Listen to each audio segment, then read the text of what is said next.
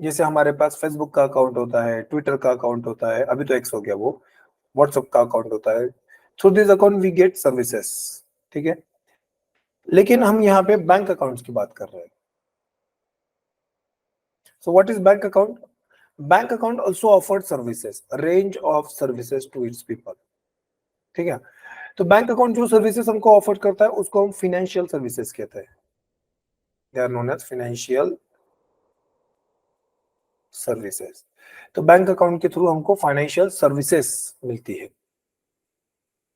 अभी जो bank account होते हैं उसकी डेफिनेशन हमने देखी थी यहाँ पे, this is a financial account maintain by the bank और financial institution in which financial transaction between banks and customer are recorded are known as bank account. यहाँ पे रिकॉर्डिंग हो रही है ट्रांजैक्शंस की। मैंने कहा ना फाइनेंशियल सर्विसेज मतलब ट्रांजैक्शंस, वहां पे फाइनेंशियल ट्रांजैक्शंस।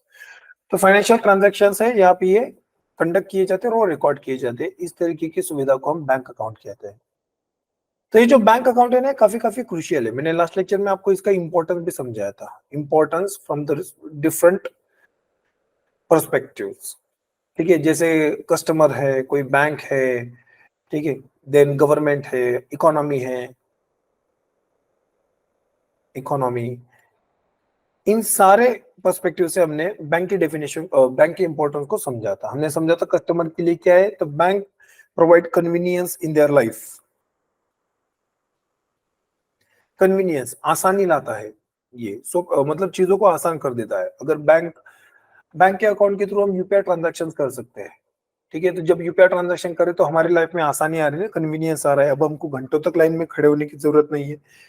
हम चाहे तब ट्रांजैक्शन कर सकते हैं। हम लोगों को अभी एटीएम मशीन ढूंढने की जरूरत नहीं है। बैंक की ब्रांच कब खुली है, कब बंद है, ये देखने की जरूरत नहीं है। हम 24/7 कभी भी ट्रांजैक्शन करते हैं with the help of bank account. Now now bank के लिए क्या फायदा है, तो बैंक का बिजनेस बढ़ रहा है, ठीक है। तो जो बैंक अकाउंट है, जितने ज्यादा बैंक अकाउंट खोलेंगे बैंक के उतने ज्यादा बिजनेसेस बढ़ेंगे वहां पे। उसके अलावा जो बैंक अकाउंट है, बैंक के अंदर बैंक कस्टमर की आइडेंटिटी प्रोवाइड कर रहा है। गवर्नमेंट के लिए क्या इंपॉर्टेंस है, तो गुड गवर्नेंस प्रोवाइड करने में हेल्प कर रहा है। Bank provide helps bank account helps government to provide good governance. उसके अलावा हमने देखा था कि इकोनॉमी में क्या इंपॉर्टेंस है, तो इकोनॉमी ट्रांसपेरेंट होने में मदद हो रही है। तो जितने ज्यादा बैंक अकाउंट के थ्रू ट्रांजेक्शन होंगे उतनी ज्यादा इकोनॉमी ट्रांसपेरेंट होती जाएगी, क्योंकि उतनी ज्यादा ब्लैक मनी रिड्यूस होती जाएगी। अब ब्लैक मनी क्या होती है guys?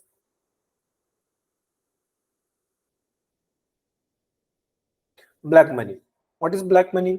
Black money is unaccounted money. मैं अगर साधारण शब्दों में बात करूंगा तो ब्लैक मनी क्या होता है कि ये वो पैसा है जिसके ऊपर भारत सरकार टैक्स नहीं लगा सकती। कोई भी सरकार टैक्स नहीं लगा सकती है। अब सरकार इस पैसे के ऊपर टैक्स क्यों नहीं लगा सकती? क्योंकि सरकार को ये पैसे दिखता ही नहीं है, टोटली ब्लैक है सरकार के लिए। सो जब सरकार इस पैसे को, इन ट्रांजैक्शन को देख नहीं सकती, तो सरकार इन ट्रांजैक्शन के ऊपर किसी भी तरीके के टैक्स नहीं लगा सकती। तो हम उस पैसे को क्या कहेंगे? Black money. तो ये ब्लैक मनी अनअकाउंटेड होता है। अब ये ब्लैक मनी जो भी होता है वो किसी भी आप ऑथराइज चैनल से नहीं ट्रांजैक्ट करते हो, जैसे कि बैंक ट्रांजैक्शन, चेक, ठीक है। आप इनसे ब्लैक मनी को ट्रांजैक्ट नहीं करोगे, क्योंकि जब आप इनसे ट्रांजैक्ट करोगे तो आपके पैसे का ट्रेसेस क्रिएट हो जाएगा। Now authorities can ask you that where does this money come from to you, ये पैसा आपके पास कहाँ से आया है। तब आपके पास जवाब नहीं होगा तो आपके खिलाफ कार्रवाई हो सकती है। तो ब्लैक मनी को कभी भी ऑफिशियल चैनल से नहीं किया जाता है। तो वहां पे ये जो ब्लैक मनी है ये बैंक के ट्रांजेक्शन से नहीं होगा, ये चेक से ट्रांजेक्शन से नहीं होगा, ये जो है ना कैश में ज्यादा प्रेफर किया जाएगा, इसलिए ये अनअकाउंटेड रहेगा। लेकिन जब अगर हम बैंक अकाउंट खोल लेंगे तो, जब बैंक अकाउंट रहेंगे तब मैं थोड़ी सी आइडियल सिनेरियो मान रहा हूँ। मैंने लास्ट लेक्चर में भी कहा था कि बैंक अकाउंट खुलना एक बात है और बैंक अकाउंट को यूज करना एक बात है। जनधन अकाउंट में 45 करोड़ से ज्यादा अकाउंट खोले गए हैं, लेकिन जनधन अकाउंट में बहुत ऐसे अकाउंट है जो आइडियल है, जिनको यूज नहीं कर रहे, वो कैसे आइडल है, उनको यूज नहीं करे, तो यूज नहीं करे तो मतलब ही नहीं है। लेकिन मैं ये मान के चल रहा हूँ कि अगर बैंक अकाउंट खोला जा रहा है तो वो यूज भी हो रहा है, ज्यादा से ज्यादा अकाउंट यूज होंगे, तो जितने ज्यादा अकाउंट यूज होंगे, मतलब जितने अकाउंट से ट्रांजेक्शन होंगे, उतनी इकोनॉमी ट्रांसपेरेंट होते जाएंगे ना, ट्रांसपेरेंसी बढ़ती जाएगी। And this is a huge change into the any economy.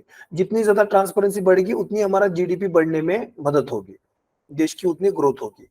So transparency is very very crucial thing in economy, और बैंक अकाउंट की मदद से ये ट्रांसपेरेंसी हम गेन कर सकते हैं। तो लास्ट लेक्चर में हमने ये इंपॉर्टेंस देखा था। So bank account helps to gain transparency. Economy के अंदर ये सारे बदलाव हो रहे हैं यहाँ पे।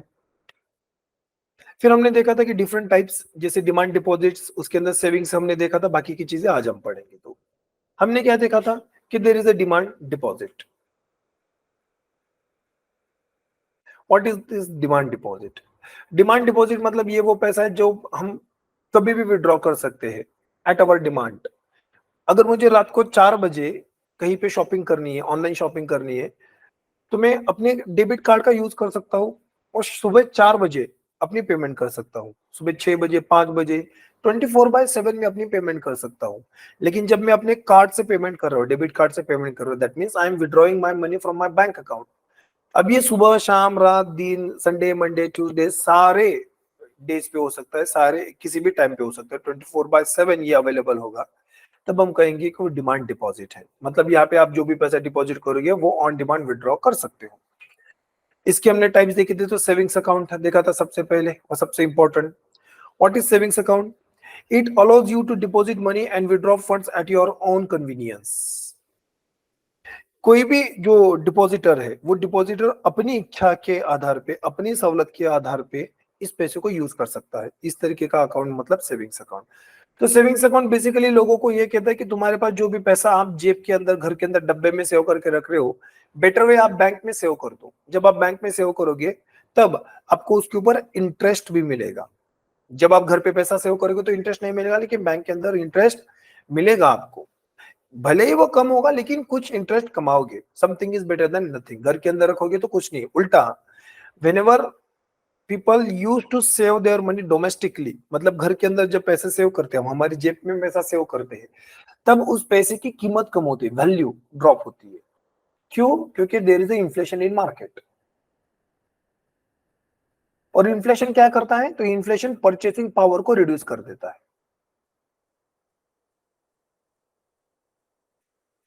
Inflation reduces purchasing power. अब ये कैसे होता है गाइस? तो छोटे से एग्जांपल से समझो तो आप लोगों को कि मान लो आपके पास 1000 रुपए है और मार्केट में एक पेन मिल रहा है जिसकी प्राइस है 100 रुपए। तब आपकी ये सैलरी है, 1000 रुपए क्या है? आपकी सैलरी है। चलो ठीक है, अब समझेगा। तब आप 1000 रुपए की सैलरी से मैक्सिमम 10 पेन खरीद सकते हो। तो ये 10 पेन क्या है? आपकी परचेसिंग पावर।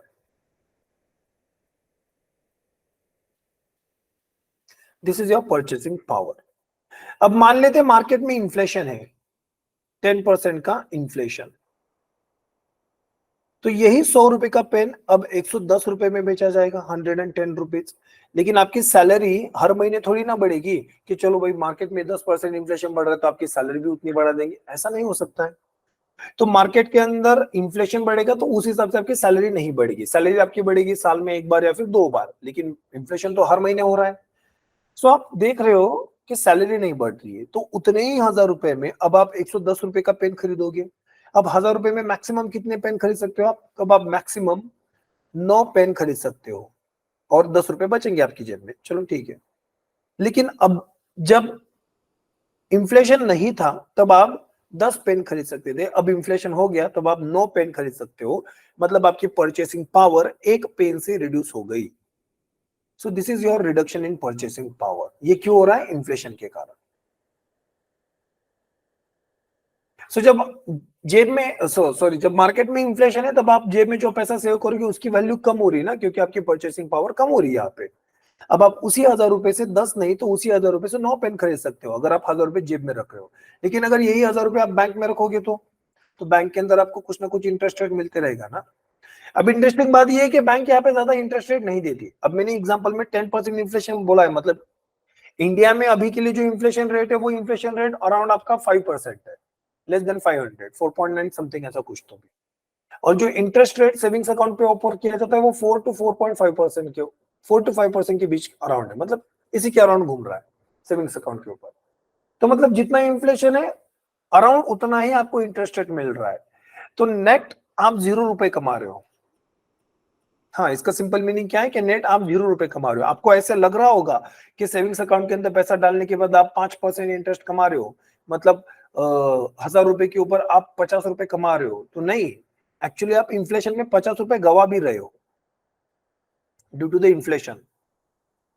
तो इसलिए आपके पास जो 1000 रुपए वो उसकी कीमत 1000 ही रहे, एक्चुअली उसकी वैल्यू कितनी है, सेम है। अभी के सिनेरियो में अगर बात करेंगे मोर और लेस, एकदम मैं पॉइंट की कैलकुलेशन यहाँ पे इग्नोर कर रहा हूं। तो लगभग आपकी जो कीमत है डिपॉजिट्स की सेविंग्स अकाउंट के अंदर अभी के लिए इन्फ्लेशन रेट को देखेंगे तो वो उतनी ही है, उसकी वैल्यू ना बढ़ेगी ना कम होगी, भले आपको इंटरेस्ट रेट मिले। सो this is your savings account. So savings account is the most common and basic type of bank account in India, which allows you to deposit money and withdraw funds at your own convenience. Interest rate earn is very low. Transactions are capped. हाँ, हमने ये भी देखा था कि savings account के अंदर जो ट्रांजैक्शन है वो काफी ज्यादा लिमिटेड होते हैं, लिमिटेड। मैंने लास्ट लेक्चर में भी बताया था कि अगर आपके पास एटीएम कार्ड है तो एटीएम कार्ड से अब जब एटीएम मशीन में जाओगे और पैसा विड्रॉ करोगे तो 3 से 5 ट्रांजैक्शन ऐसे जो आपको फ्री ऑफ कॉस्ट मिलेंगे। उसके अलावा जो भी ट्रांजैक्शन है वो कॉस्ट बेस्ड ट्रांजैक्शन है, मतलब दे आर चार्ज 20 रुपए 25 रुपए समथिंग कुछ तो भी चार्ज करेंगे।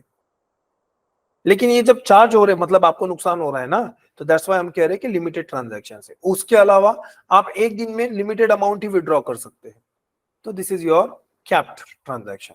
इसके अलावा यहाँ पे ऑटो स्विप फैसिलिटी मिलती है। मैंने समझा था कि ऑटो स्विप फैसिलिटी क्या है, कि जब सेम अकाउंट के ऊपर आपको higher interest rate and lower interest rate दोनों मिलेंगे, लोअर मतलब ये सेविंग्स का है और हायर मतलब it near to the FD,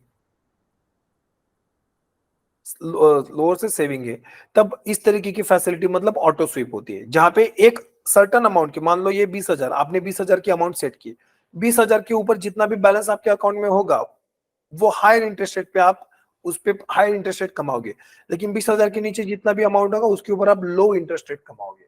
so this is how we are understanding about auto sweep facility into the banks. उसके अलावा डेबिट कार्ड वगैरह ये सारी चीजें भी मिलती है। फिर हमने समझा था कि सेविंग्स अकाउंट के अंदर एक टाइप है जिसको हमने कहा था BSBD account, basic savings bank deposit account. What is this basic savings bank deposit account? तो ये एक जनधन अकाउंट है। आरबीआई की नई नोटिफिकेशन के हिसाब से all no frill accounts are called as BSBD account. अब इंडिया के अंदर जितने भी नो फ्रिल अकाउंट है वो सारे अकाउंट को बीएसबीडी अकाउंट कह सकते हैं। तो what is this no frill account? मतलब there is no requirement of minimum balance, that is no frill account, no requirement of minimum balance. अब आप जब नॉर्मल सेविंग्स अकाउंट खोलने जाते हो तो आपको बैंक वाले कहते हैं कि भाई साहब आपको जो है ना कुछ savings account sorry minimum balance maintain करना पड़ेगा, 3,000 5,000 10,000 15,000 कुछ ना कुछ होता है। तो ये जो आप मिनिमम बैलेंस मेंटेन कर रहे हो, जब आप basic savings bank deposit account की बात करोगे तो वो नो फ्रिल अकाउंट होता है, मतलब ये मिनिमम बैलेंस रखने की जरूरत नहीं है।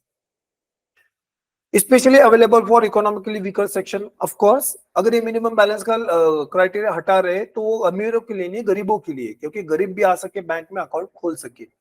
जब गरीब भी आके बैंक में अपना अकाउंट खोल सकते हैं तब उसको हम कहेंगे फाइनेंशियल इंक्लूजन। ठीक है, only BSBD account in one bank is permitted. तो वन बैंक वन अकाउंट इस प्रिंसिपल पे काम करता है। There is no limitation on age, income criteria of the customer. किसी भी उम्र का किसी भी इनकम जनरेट करने वाला इंसान यहाँ पे बीएसबीडी अकाउंट खोल सकता है। तो इसके अंदर हमने जनधन अकाउंट भी देखा था। तो व्हाट इज जनधन अकाउंट? तो Jan Dhan account is your basic savings bank deposit account. ये नो फ्रिल अकाउंट होता है,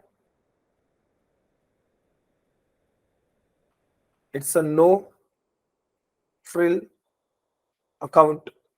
तो जनधन अकाउंट नो फ्रिल मतलब मिनिमम बैलेंस से होता है। ये मिनिमम डॉक्यूमेंट रिक्वायर करता है, दैट मीन्स रिलैक्स्ड केवाईसी से काम कर रहा है।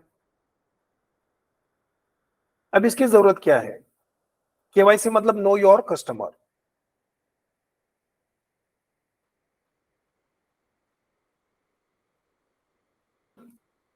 Know your customer. बैंक के अंदर हर कस्टमर की सारी पर्सनल इंफॉर्मेशन को स्टोर किया जाता है, जैसे कि पैन डिटेल्स, देन आपका Aadhaar card, then mobile number and then so on. ये जो सारी डिटेल्स बैंक जो जमा कर रहा है आपकी, तो वो क्या है, आपकी इंफॉर्मेशन है। जब बैंक आपकी ये सारी इंफॉर्मेशन स्टोर कर रहा है तब हम तो उस प्रोसेस को कहा जाता है KYC process, know your customer process. तो ये केवाईसी प्रोसेस होती है। लेकिन जनधन अकाउंट के लिए आपको इतने सारे डॉक्यूमेंट प्रोवाइड करने की जरूरत नहीं है, एक मिनिमम 1 डॉक्यूमेंट। क्योंकि इंडिया के अंदर कैसा है कि इंडिया में वैरायटी ऑफ लोग रहते हैं यहाँ पे, ठीक है ना। They belong to the different economic background, also different educational background, different social background, अलग अलग लोग रहते हैं। कुछ लोग ऐसे जो सिटीज में, कुछ ग्रामीण इलाकों में, तो कुछ जंगलों में रहते हैं, तो कुछ पहाड़ों में रहते हैं। तो इंडिया में हर किसी के पास सारे डॉक्यूमेंट्स होना पॉसिबल नहीं है। यस, दिस इज फैक्ट कि सारे लोगों के पास सारे डॉक्यूमेंट नहीं हो सकते। सारे लोगों के पास पैन कार्ड, आधार कार्ड, रेशन कार्ड, ये सारी चीजें नहीं हो सकती। तो जनधन अकाउंट के अंदर कहा गया कि कोई भी एक डॉक्यूमेंट लाओ, उस डॉक्यूमेंट के आधार पे आपका अकाउंट खोला जाएगा। तो रिलैक्स केवाईसी है। हाँ, आप सेल्फ अटेस्टेड डॉक्यूमेंट्स लाओ, खुद ही अटैच कर दो उस डॉक्यूमेंट्स को, उनके आधार पे आपको क्या मिल जाएगा, जनधन अकाउंट खोला जाएगा। इसके अलावा जनधन अकाउंट के ऊपर आपको इंश्योरेंस मिलता है, 2 लाख रुपए तक का इंश्योरेंस, सॉरी, इंश्योरेंस मिलेगा आपको। इसके अलावा जनधन अकाउंट के ऊपर आपको डेबिट कार्ड मिलता है। कौन सी कंपनी का डेबिट कार्ड मिलता है, तो रुपे डेबिट कार्ड मिलता है। You will get RuPay debit card. आप जनधन अकाउंट खोल रहे हो तो आपको रुपे डेबिट कार्ड मिल जाएगा वहां से। देन इसके अलावा और क्या होता है यहाँ पे जनधन अकाउंट के ऊपर, तो एक इंटरेस्टिंग फैसिलिटी है जो जनधन अकाउंट के ऊपर मिलती है, वो है ओवरड्राफ्ट फैसिलिटी।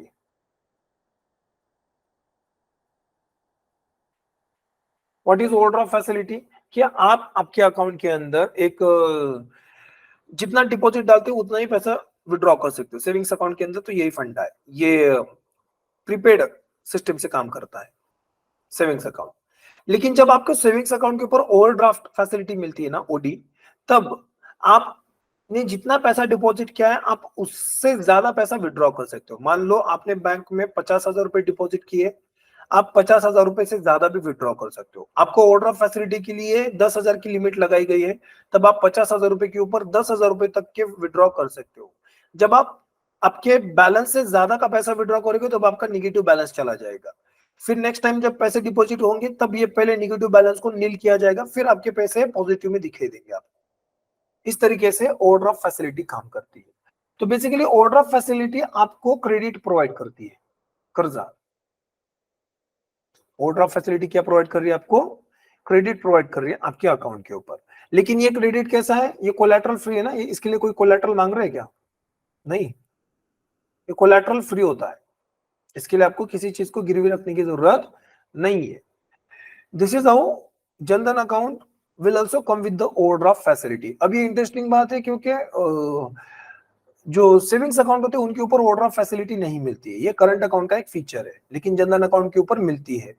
तो जनधन अकाउंट के ऊपर इसको देने का मतलब क्या है, क्योंकि जनधन अकाउंट फार्मिंग कम्युनिटी भी यूज करती है, या फिर ऐसे लोग जो फार्मिंग एग्रीकल्चर से रिलेटेड है, तो इन लोगों को कैश की रिक्वायरमेंट होती है। जब मान लेते बारिश के शुरुआती समय में सोइंग के लिए, बुआई के लिए इनको पैसे चाहिए होते, अब हर बार बैंक की लाइन में लगेंगे, अलग अलग जगह पे जाएंगे, साहूकार के पास जाएंगे पैसा मांगने के लिए, साहूकार देगा हायर इंटरेस्ट रेट पे, जमीनें गिरवी रख लेगा। तो बहुत किस्से, साहूकारी से जो प्रॉब्लम्स है वो प्रॉब्लम्स छुपे नहीं है लोगों से। अगर ज्यादा प्रॉब्लम, अगर फिर भी नहीं समझ में आया तो पुराने बॉलीवुड की हिंदी मूवीज देख लो, आपको समझ में आएगा। तो फार्मर्स को इमीडिएटली कैश प्रोवाइड करने के लिए ओवरड्राफ्ट फैसिलिटी दी गई है जनधन अकाउंट को। It's not about the farmers only, ये जनधन अकाउंट के ऊपर फैसिलिटी मिलती है, और ये तुरंत नहीं मिलती है, कुछ समय के लिए वेट किया जाता है, 6 मंथ, 6 मंथ, 6 महीने से ज्यादा के लिए वेट किया जाएगा। देखा जाएगा कि जो भी अकाउंट होल्डर है, जनधन अकाउंट होल्डर, वो कितना रेगुलर है, कितना इरेगुलर है। अगर रेगुलर अकाउंट होल्डर है तब उसको ओवरड्राफ्ट फैसिलिटी की सुविधा ऑफर की जा सकती है वहां पे। तो जो लो इनकम वाले लोग हैं जैसे फार्मर्स, उन लोगों की शॉर्ट टर्म की और लो मतलब माइक्रो फाइनेंस की जरूरतों को पूरा करने के लिए ओवरड्राफ्ट फैसिलिटी ऑफर की जाती है जनधन अकाउंट।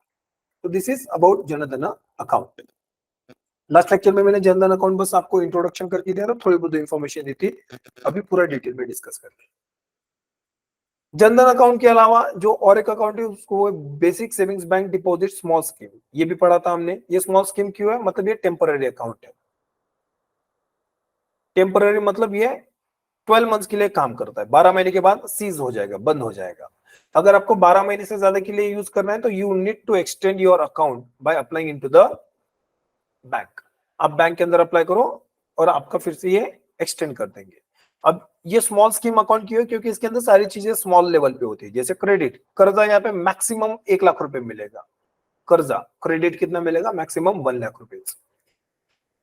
जो डिपॉजिट्स है वो मैक्सिमम 50,000 रुपए का आप यहाँ पे कर सकते हो। इस तरीके से जो अकाउंट है वो basic savings bank deposit account small scheme है। उसके अलावा नॉर्मल सेविंग्स अकाउंट देखा था हमने। नॉर्मल सेविंग्स अकाउंट मतलब जैसे आपका सैलरी अकाउंट, यहाँ पे आपको मिनिमम बैलेंस मेंटेन करना पड़ता है। After that we learn about no frill account. No frill account मतलब जीरो बैलेंस अकाउंट होता है। ये आरबीआई ने 2005 के बाद जीरो बैलेंस की स्कीम को लॉन्च किया था, मतलब अलो किया था कि जीरो बैलेंस अकाउंट आप खोल सकते हो। जब जीरो बैलेंस अकाउंट खोले जाएंगे तो टारगेट क्या है, economic section, poor economic section, गरीब लोग। तो गरीब लोगों को ये बैंकिंग सर्विसेज के अंदर अट्रैक्ट करने के लिए नो फ्रिल अकाउंट की योजना चालू की गई थी। तो इसको आप कहते हो financial inclusion.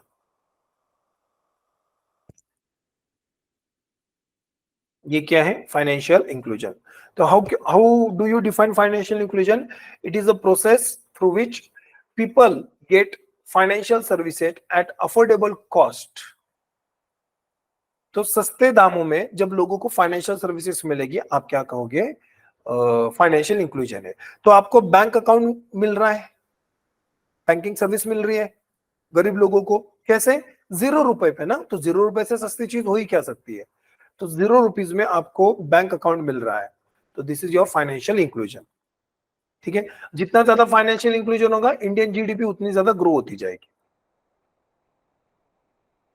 Next is current account. Okay, current account की तरफ बढ़ने से पहले मैं आपको एक चीज के बारे में डिफरेंशिएशन क्रिएट कर देता हूं। हमने अभी रिसेंटली पढ़ते पढ़ते दो चीजें पढ़ी है। एक पढ़ी हमने ओवरड्राफ्ट फैसिलिटी, दूसरा क्रेडिट कार्ड। जब सेविंग्स अकाउंट खुलता है तब आपको क्रेडिट कार्ड नहीं मिलता है, तब आपको डेबिट कार्ड मिलता है। But I am talking about credit card. आपको पता होगा क्रेडिट कार्ड क्या है। क्रेडिट कार्ड मतलब क्या होता है कि यहाँ पे आप एक, जैसे डेबिट कार्ड जैसा एक प्लास्टिक मनी होता है ये, तो आप इसका यूज करके क्या कर सकते हो, आप ट्रांजैक्शंस कर सकते हो। जब आप ट्रांजैक्शन कर रहे हो तब आप जो पैसा यूज कर रहे हो वो आप पैसा कर्जे पे ले रहे हो, क्रेडिट ले रहे हो आप बैंक से। अब आप ये क्रेडिट ले रहे हो तब ये ऑन स्पॉट क्रेडिट ले रहे हो जगह पे। इसके लिए आपको बैंक में अलग से एप्लीकेशन करने की जरूरत नहीं है, कोई कोलैटरल देने की जरूरत नहीं है। No collateral is required. ठीक है, तब ये क्या है, क्रेडिट कार्ड फैसिलिटी है। ओवरड्राफ्ट फैसिलिटी में भी यही है ना, आपको क्या मिलता है, क्रेडिट ऑन द स्पॉट मिलता है और नो कोलैटरल। तो how do you differentiate between these two things, overdraft facility and credit card facility? आप दोनों के बीच में डिफरेंशिएट कैसे कर सकते हो? तो सिंपल है, जो ओवरड्राफ्ट है it's a facility on the same account, it's a facility on same account. तो जब आपके पास एक जनधन अकाउंट है, तो जनधन अकाउंट के ऊपर आपको ओवरड्राफ्ट फैसिलिटी मिल जाएगी, आपको उसके लिए सेपरेट अकाउंट खोलने की जरूरत नहीं है। But credit card is a different account, ये डिफरेंट अकाउंट होता है। आपका क्रेडिट कार्ड का एक सेपरेट अकाउंट नंबर जनरेट होता है।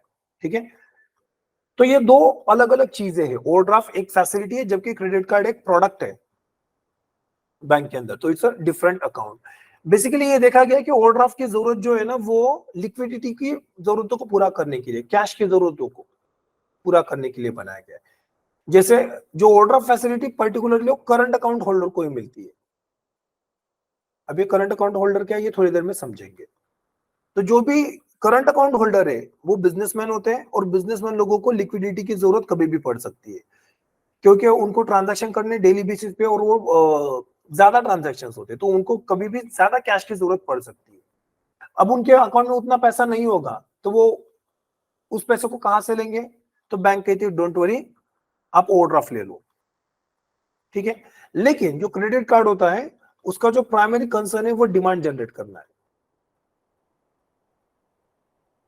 आप ओवरड्राफ्ट से ऑनलाइन शॉपिंग नहीं कर सकते, बट आप क्रेडिट कार्ड से ऑनलाइन शॉपिंग कर सकते हो। तो डिमांड इंक्रीज कर रहा है क्रेडिट कार्ड, जितने ज्यादा क्रेडिट कार्ड बेचे जाएंगे उतनी ज्यादा मार्केट में मनी सप्लाई भी बढ़ती जाएगी, है ना। तो ये डिमांड जनरेट कर रहा है मार्केट के अंदर। सो this is your credit card. अब रिसेंटली आरबीआई ने क्या किया है, ये जो क्रेडिट कार्ड है ना, इनको टारगेट किया है। टारगेट किया है मतलब क्या है? अब ये क्रेडिट कार्ड एक गड़बड़ है, इकोनॉमी बैंकिंग के सामने एक चीज थोड़ी सी क्या है, गड़बड़ है। अब ये जो क्रेडिट कार्ड है ये कोलैटरल फ्री लोन है। अब ओवरड्राफ्ट फैसिलिटी हर किसी को नहीं मिलती है, ओवरड्राफ्ट फैसिलिटी लिमिटेड लोगों को मिलती है, ठीक है। लेकिन क्रेडिट कार्ड आज के जमाने में किसी को भी मिलता है। आजकल आप मॉल में घूमने जाते हो तो मॉल के अंदर 10 लोग मिल जाते हैं आपको जो क्रेडिट कार्ड ऑफर करने के लिए आते हैं। हाँ, आप 10,000 की सैलरी कमाते फिर भी आपको फोन आ जाता है कि आपको क्रेडिट कार्ड ऑफर किया जा रहा है फलाना फलाना बैंक से। सो आजकल क्रेडिट कार्ड मिलना ज्यादा मुश्किल बात नहीं है, आसानी से मिल जाता है वो क्रेडिट कार्ड। लेकिन जब ये क्रेडिट कार्ड मिलता है तब बैंकिंग सिस्टम के सामने रिस्क जनरेट होता है, और वो रिस्क है क्रेडिट रिस्क। हमने रिस्क के चैप्टर में पढ़ा था credit risk. Credit risk is related to the credit offered by the bank. कर्ज जो बैंक देती है उससे रिलेटेड ये रिस्क है। तो आरबीआई ने क्या कहा कि जब क्रेडिट कार्ड से रिस्क बढ़ रहे तो फिर बैंकों को सुविधा भी ज्यादा अच्छी करनी पड़ेगी। इस रिस्क से बचने के लिए रिस्क मैनेजमेंट भी अच्छे से करना पड़ेगा। तो आरबीआई ने अभी रिसेंट जो एक नोटिफिकेशन जारी किया उसके अंदर कहा है कि जो रिस्क वेटेज होगा क्रेडिट कार्ड के ऊपर वो बढ़ा गया। रिस्क वेटेज 125% कर दिया है इस तरीके के लोन के ऊपर। अब क्रेडिट कार्ड के द्वारा जो क्रेडिट कार्ड मतलब स्पेसिफिक क्रेडिट कार्ड की बात नहीं कर रहे वहां पे, वो बात कर रहे पर्सनल लोन। पर्सनल लोन कैसा? अनसिक्योर्ड। अब आप खाना खाने के लिए जाते हो, खाना खाने के लिए रेस्टोरेंट में गए और आपने क्रेडिट कार्ड स्वाइप कर लिया, मतलब आप खाना खाने के लिए कर्जा ले रहे हो ना, तो वो पर्सनल लोन है। अब क्रेडिट कार्ड स्वाइप करते समय आपको किसी चीज को गिरवी रखना पड़ा तो नहीं, तो आपने अनसिक्योर्ड लोन लिया है। अब ये ज्यादा बढ़ रहे हैं, और ये जितने ज्यादा बढ़ेंगे बैंक के सामने रिस्क बढ़ेंगे। तो बैंकिंग सेक्टर के अंदर रिस्क जितने ज्यादा होंगे ना, तो रिस्क को कम करने के लिए कैपिटल भी उतना ज्यादा मेंटेन करना पड़ता है। Capital should be high. तो higher the risk higher the capital. तो अभी आरबीआई ने क्या कहा है कि अगर आप क्रेडिट कार्ड ज्यादा बेचोगे तब आपको कैपिटल भी ज्यादा मेंटेन करना पड़ेगा। पहले आप 100% मेंटेन कर रहे थे, आप 125% मेंटेन करना पड़ेगा, मतलब 25% कैपिटल ज्यादा मेंटेन करना पड़ेगा। फॉर एग्जाम्पल से समझो तो यही चीज कि अगर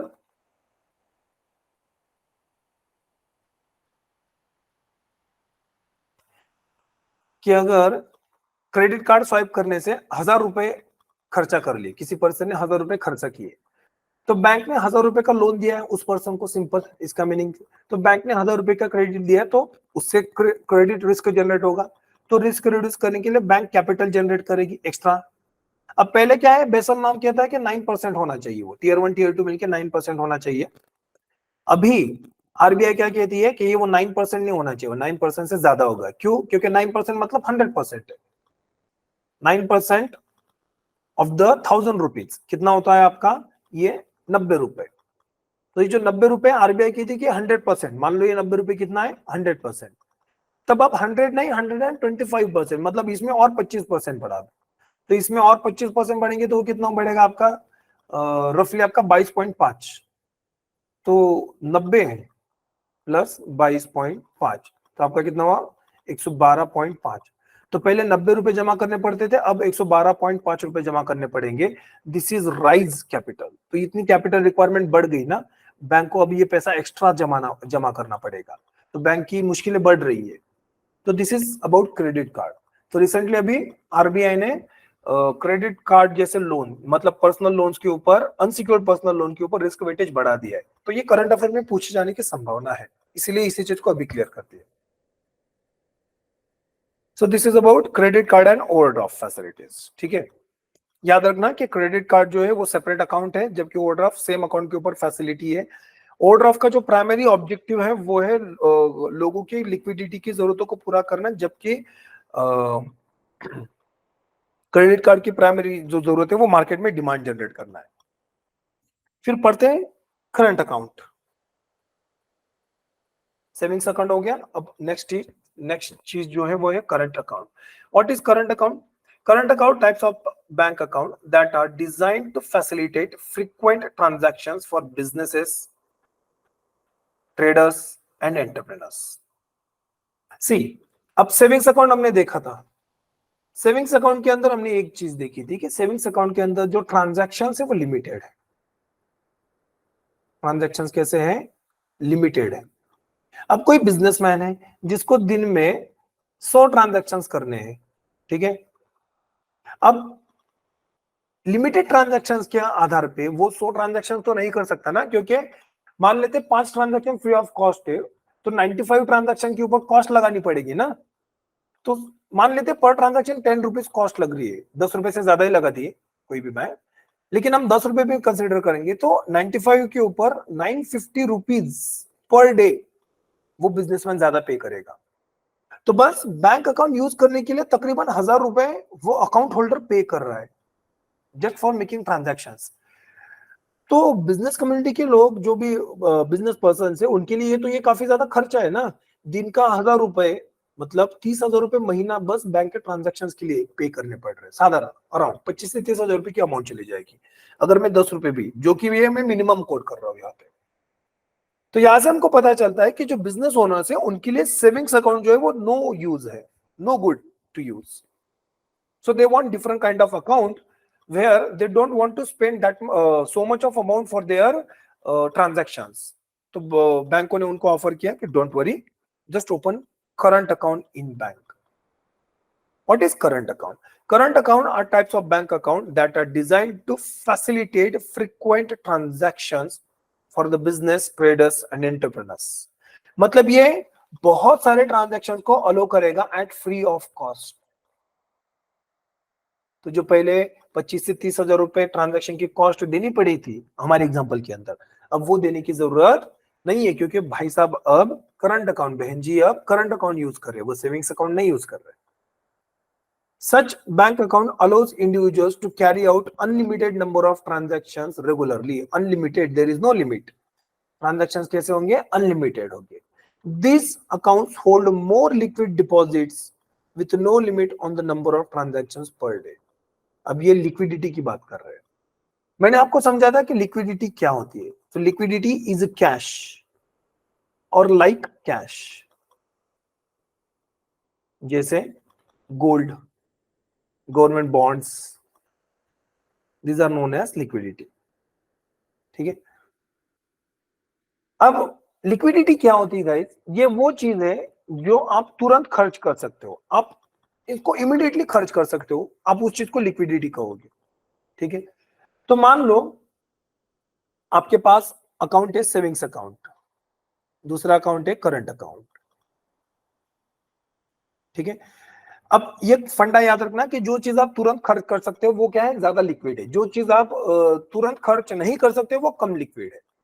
तो आप किस चीज को कितने जल्दी कैश में कन्वर्ट कर सकते हो या फिर कितनी जल्दी उसको खर्चा कर सकते हो, उससे आप लिक्विडिटी को समझ सकते हो यहाँ पे। तो मान लो आपको ट्रांजैक्शन करने हैं, ठीक है। अब सेविंग्स अकाउंट के थ्रू अगर आप ट्रांजैक्शन करने की कोशिश करोगे तो देयर आर लिमिटेड ट्रांजैक्शन। तो मान लेते हैं सेविंग्स अकाउंट के ऊपर आपको 20,000 रुपए पर डे की लिमिट लगाई गई है, तब आप 20,000 से ज्यादा के ट्रांजैक्शन नहीं कर सकते। अगर आपको 40,000 रुपए ट्रांजैक्शन करने हैं तब आपको 2 दिन लगेंगे ट्रांजैक्शन करने के लिए, 2 डेज अगर लिमिटेड ट्रांजैक्शन से। तो तब आप जो भी ट्रांजैक्शन करोगे वो 2 दिन में करोगे। So it will require 2 days. आप तुरंत ट्रांजैक्शन कर रहे हो का सारा नहीं, 2 दिन लग रहे हैं आपको। लेकिन अगर आप वही करंट अकाउंट से कर रहे हो तो there is no limit, unlimited transaction है, तब आप पूरा 40,000 रुपए एक ही दिन में कर दोगे। करेक्ट। तो आपके पास डिमांड डिपॉजिट अकाउंट है, लेकिन सेविंग्स अकाउंट और करंट अकाउंट दो अलग अलग है।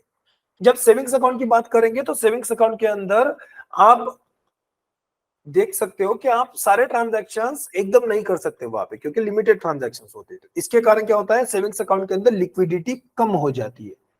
तब आप कह सकते हो that savings account have lower liquidity.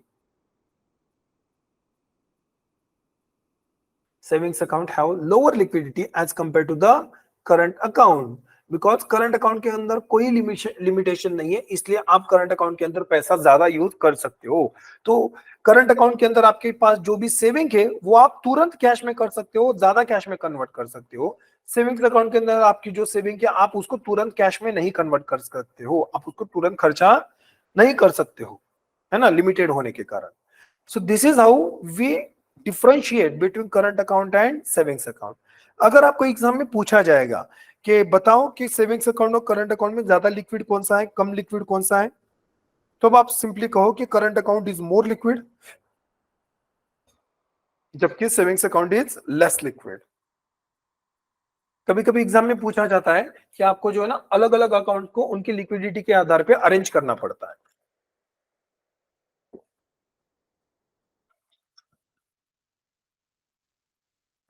Sorry. So this is your current account and savings account. तो देखते हैं करंट अकाउंट की फीचर्स क्या है। So there are features of current account, जैसे करंट अकाउंट के ऊपर ओवरड्राफ्ट फैसिलिटी मिल रही है, एग्रीड लिमिट, एक लिमिट के अंदर ही मिलेगी। मान लेते हैं कि एक ए व्यापारी है, ए व्यापारी को मिलेगी 50,000 की लिमिट, बी व्यापारी है, बी व्यापारी को मिलेगी वहां पे 1 लाख रुपए की लिमिट। अभी लिमिट क्यों चेंज हो रही है, क्योंकि दोनों के ट्रांजेक्शन अलग अलग है ना। ए के जो ट्रांजेक्शन है वो कम है और वो ज्यादा फ्रीक्वेंट नहीं है, लेकिन बी के ट्रांजेक्शन ज्यादा है और वो फ्रीक्वेंट भी ज्यादा है, तो यहाँ पे बी को ज्यादा लिमिट लगाई ऑफर कर सकते हो आप। ठीक है, ये उसी तरीके से है ना, अगर आपके पास सैलरी ज्यादा है तब आपको क्रेडिट कार्ड की लिमिट ज्यादा मिलती है, क्योंकि आपके ट्रांजेक्शन फ्रीक्वेंट है और ज्यादा है। लेकिन अगर आपकी सैलरी कम है तो आपके ट्रांजेक्शन भी कम हो गए और आपकी सेविंग्स भी कम होगी वहां पे, तो दैट्स व्हाई आपको जो लिमिट मिलेगी वो क्रेडिट कार्ड के ऊपर वो भी कम मिलेगी। Credit account provide flexible and high liquidity option. मैंने अभी थोड़ी देर पहले एक्सप्लेन किया कि क्रेडिट अकाउंट जो होते हैं वो हाईली लिक्विड होते हैं, उसके अंदर जो पैसा है वो आप अनलिमिटेड यूज कर सकते हो और आप तुरंत यूज कर सकते हो। Higher minimum balance as compared to the savings account, this is drawback of current account, that current account के ऊपर आपको जो मिनिमम बैलेंस है वो सेविंग्स अकाउंट से काफी ज्यादा मेंटेन करना पड़ता है। अब इंटरेस्टिंग बात यह है कि ज्यादातर लोगों को सेविंग्स अकाउंट का ही मिनिमम बैलेंस अफोर्ड नहीं होता है, तो यहाँ का तो काफी ज्यादा होता है। ठीक है, तो minimum balance requirement is high. तो यहाँ से हमको और एक चीज पता चलती है कि current account no frill account नहीं होते। Current account no frill account नहीं होते हैं। करंट अकाउंट के अंदर जो मिनिमम बैलेंस है वो एक्चुअली हाई होता है। केवाईसी गाइडलाइंस इनको भी फॉलो करनी पड़ती है। ठीक है, तो this is your current account features. तो पहला फीचर ओवरड्राफ्ट फैसिलिटी, कि यहाँ पे जो अकाउंट होल्डर है वो अपने डिपॉजिट अमाउंट से ज्यादा पैसे विड्रॉ कर सकता है। अब ज्यादा कितने, तो ये बैंक डिसाइड करेगा कि कितनी लिमिट देनी है, कितने पैसे वो विड्रॉ कर सकते हैं। पर्पज क्या है इस चीज का, ओवरड्राफ्ट देने का, क्योंकि ये जो बिजनेस पर्सन है ना इनको लिक्विडिटी की जरूरत, कैश की जरूरत काफी ज्यादा होती है, क्योंकि ये बिजनेसमैन लोग हैं, इनको कैश कभी भी लग सकता है। तो इस जरूरत को पूरा करने के लिए बिजनेसमैन लोगों को ओवरड्राफ्ट फैसिलिटी दी गई है। तो यहाँ पे ओवरड्राफ्ट फैसिलिटी के थ्रू बिजनेसमैन क्या करेंगे, अपने डिपॉजिट से ज्यादा पैसा विड्रॉ करेंगे। ओके, और वहां पे इंटरेस्ट भी चार्ज किया जाता है। जो ओवरड्राफ्ट फैसिलिटी वो उसके ऊपर आप एक लिमिट के बाद एक चार्ज पे करना पड़ता है आपको। इसके अलावा करंट अकाउंट के ऊपर आपको कोई भी इंटरेस्ट नहीं मिलता है, no interest received. Current account के ऊपर आपको कोई भी इंटरेस्ट नहीं मिलेगा वहां पे। क्यों नहीं मिल रहा है, क्योंकि आपको इतनी ज्यादा फैसिलिटीज मिल रही है वहां पे, अब इंटरेस्ट भी चाहिए क्या? It's not that. Current account के अंदर बैंक को जो है ना ज्यादा फायदा ही नहीं है। करंट अकाउंट खोलने के बाद, करंट अकाउंट बेसिकली बैंक ने क्यों किया है, व्यापारियों को बैंक में अट्रैक्ट करने के लिए, ताकि वो उनके अकाउंट को यूज करेंगे फॉर देयर ट्रांजेक्शंस। लेकिन बैंक उस पैसे को ज्यादा यूज नहीं कर सकती है ना, तो इसलिए उनके ऊपर कोई इंटरेस्ट नहीं होता है। मैंने आपको लास्ट लेक्चर में ही समझा था कि बैंक के अंदर जितने ज्यादा समय के लिए पैसा रहेगा उतने ज्यादा समय के लिए बैंक को फायदा होता है। तो सेविंग्स अकाउंट के लिए एटलीस्ट कुछ समय के लिए पैसा रहता है, लेकिन करंट अकाउंट के अंदर बिल्कुल भी पैसा नहीं रह सकता वहां पे, मतलब अकाउंट तुरंत खाली हो सकता है वहां पे। So that's why current account के ऊपर आपको किसी भी तरीके का इंटरेस्ट नहीं रिसीव किया जा रहा। So these are features of current account. Okay, तो बढ़ते हैं नेक्स्ट अकाउंट टाइप की तरफ, वो है term deposit. So what is this term deposit? Term यानी टाइम की बात कर रहे हैं हम, तो इसको टाइम डिपॉजिट भी कहेंगे। गाइस अभी तक हम जो पढ़ रहे थे वो डिमांड डिपॉजिट की बात कर रहे थे। डिमांड डिपॉजिट ऐसा अकाउंट है जहां पे आप ऑन डिमांड पैसा विड्रॉ कर सकते हो। तो टर्म डिपॉजिट क्या बन गया? यहाँ पे आप ऑन डिमांड पैसा विड्रॉ नहीं कर सकते। यहाँ पे आप जो पैसा है वो एक पर्टिकुलर समय के बाद, एक मैच्योरिटी पीरियड के बाद ही विड्रॉ कर सकते हैं। So there is a maturity period, एक समय की बात हो रही है यहाँ पे, इसलिए इन अकाउंट को टर्म डिपॉजिट कहते हैं। So term deposit is a type of deposit account held at financial institutions where money is locked up for set of period of time as an investment. तो डिमांड डिपॉजिट के अंदर जो भी पैसा आप रखते हो वो इन्वेस्टमेंट की तरह नहीं यूज रख सकते आप इन्वेस्टमेंट नहीं कर रहे वहां पे, बेसिकली आप उस पैसे को यूज कर रहे हो डेली बेसिस के ऊपर, ठीक है। लेकिन जब आप एफडी के अंदर जो टाइम डिपॉजिट के अंदर पैसा रखते हो तो आप उस पैसे को इन्वेस्टमेंट की तरह ट्रीट करते हो, बिकॉज आप उस पैसे को बैंक में रख के हायर इंटरेस्ट रेट रिसीव करने की कोशिश कर रहे हो। आप पैसा कमाने के लिए एफडी कर रहे हो, आपके पास पैसा है, कैश में है, इसलिए आप एफडी नहीं कर रहे हो, आप एक्चुअली पैसा कमाने के लिए एफडी कर रहे हो। तो it is akin to the investment. तो एक सेट ऑफ पीरियड के लिए, एक समय के लिए आप ये पैसा रखोगे, इसको आप लॉक इन पीरियड कह सकते हो। एक लॉक इन पीरियड होता है, उतने समय के लिए आप पैसा रखोगे तब आपको आपके उस सेविंग्स को इन्वेस्टमेंट माना जाएगा। They are generally long term deposits. तो लॉन्ग टर्म मतलब ये लंबे लंबे डिपॉजिट होते हैं। ऐसा लॉन्ग टर्म मतलब ये एकदम भी ज्यादा लॉन्ग टर्म नहीं होते। अगर देखा जाए तो ये few month to few year vary होता है, ठीक है, month to the few year vary होता है। अब ये कैसे वैरी होता है नीचे देखेंगे हम सारे चीजों को। जो भी इंटरेस्ट रेट रिसीव होता है टर्म डिपॉजिट के ऊपर वो हायर होता है, higher than demand deposit. Savings account के अंदर जो इंटरेस्ट मिलता है ना, उससे ज्यादा टर्म डिपॉजिट के अंदर इंटरेस्ट मिलता है। जनरली वो 7-8% तक है। अभी के लिए अगर आप रेंज देखो कि बैंक टू बैंक वैरी होगा 7-8% तक। पर्टिकुलर अगर आप किसी एक स्कीम में पैसा इन्वेस्ट कर रहे हो ना, तब आपको वो 9% तक दिखेगा। ओके, तो ये होता है आपका interest rate on term deposit. अच्छा, ये जो इंटरेस्ट रेट होते हैं, ये इंटरेस्ट रेट मतलब मैं टर्म डिपॉजिट की नहीं बात करूं, लेकिन इन जनरल इंटरेस्ट रेट दो तरीके के होते हैं। एक होता है फ्लोटिंग इंटरेस्ट रेट, दूसरा होता है फिक्स्ड इंटरेस्ट रेट। फ्लोटिंग मतलब जो बदलते रहता है, फिक्स्ड मतलब जो कभी नहीं बदलेगा। मान लीजिए आपने 1 साल के लिए कर्जा लिया, 1 ईयर, 10 लाख रुपए का कर्जा लिया है 10% पे, तो 1 साल के अंदर आपको जो है ना फिक्स्ड 1 लाख रुपीज देने पड़ेंगे। ओके, मान लिया आपने यही कर्जा 5 साल के लिए लिया है, तो सिंपल इंटरेस्ट पे, तब आपको 5 साल के लिए कितना देना पड़ेगा? 5 लाख रुपए वहां पे 10% के हिसाब से।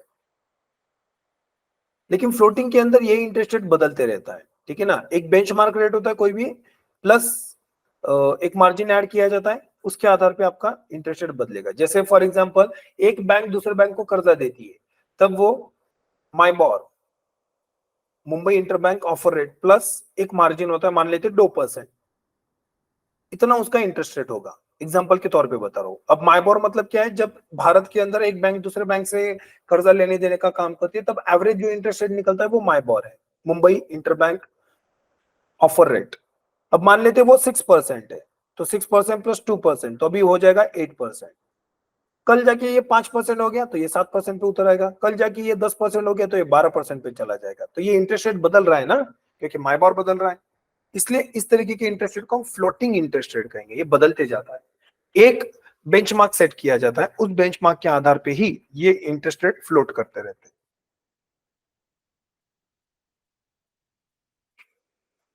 जब हम टर्म डिपॉजिट की बात कर रहे हैं तो टर्म डिपॉजिट के अंदर फिर सब टाइप्स आएंगे। तो एक होगा फिक्स्ड डिपॉजिट, दूसरा होगा recurring deposit.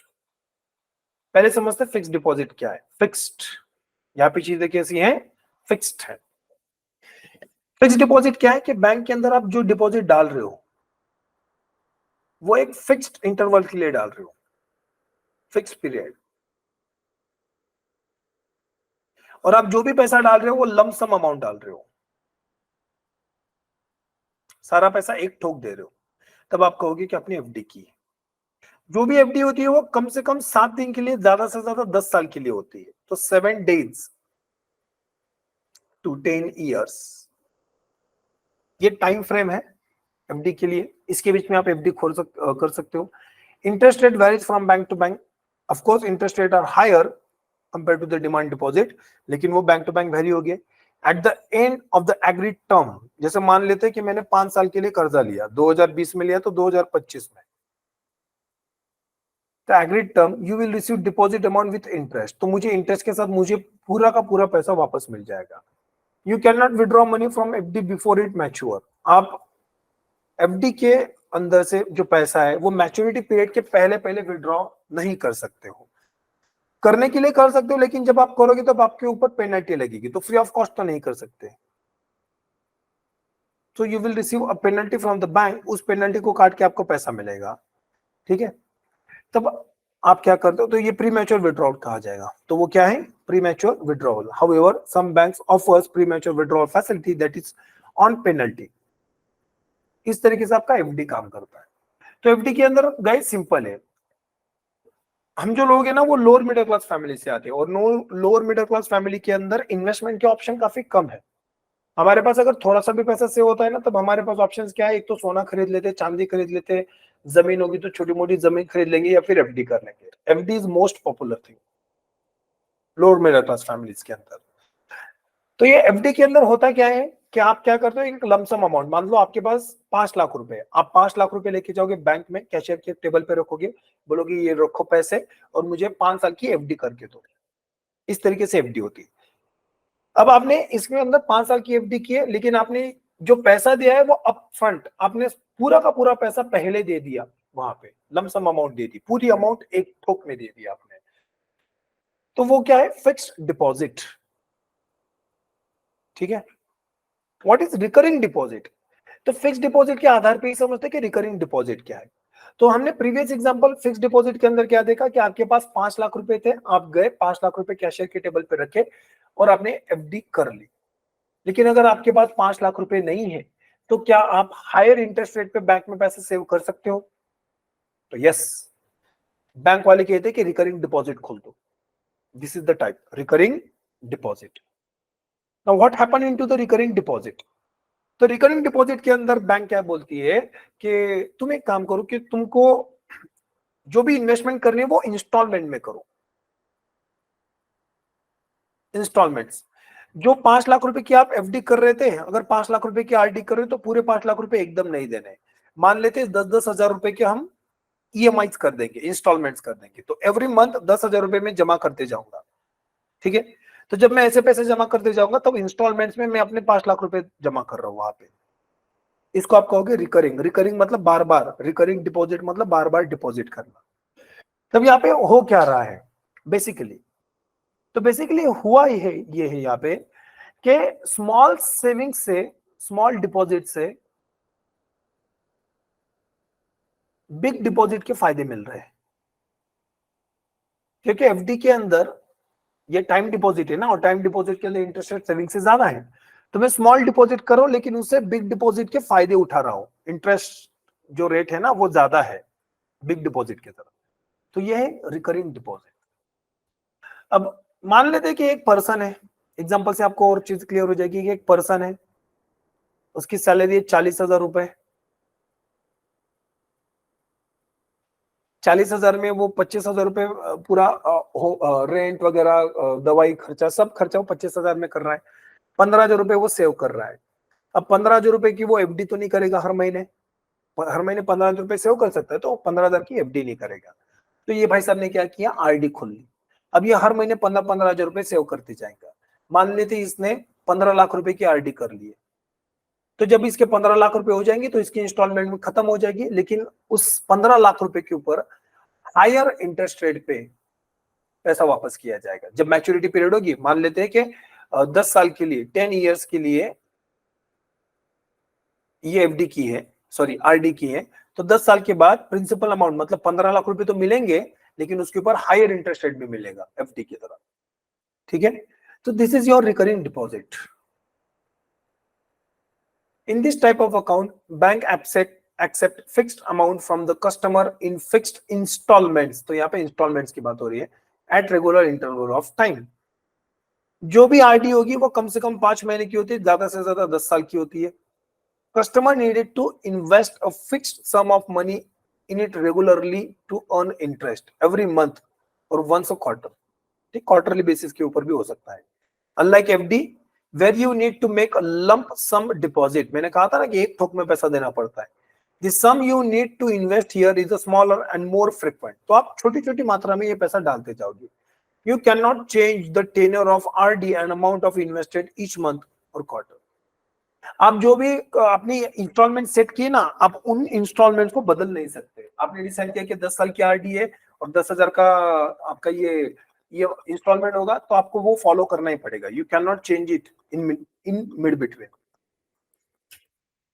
So this is your recurring deposit. So recurring deposit is another type of time deposit.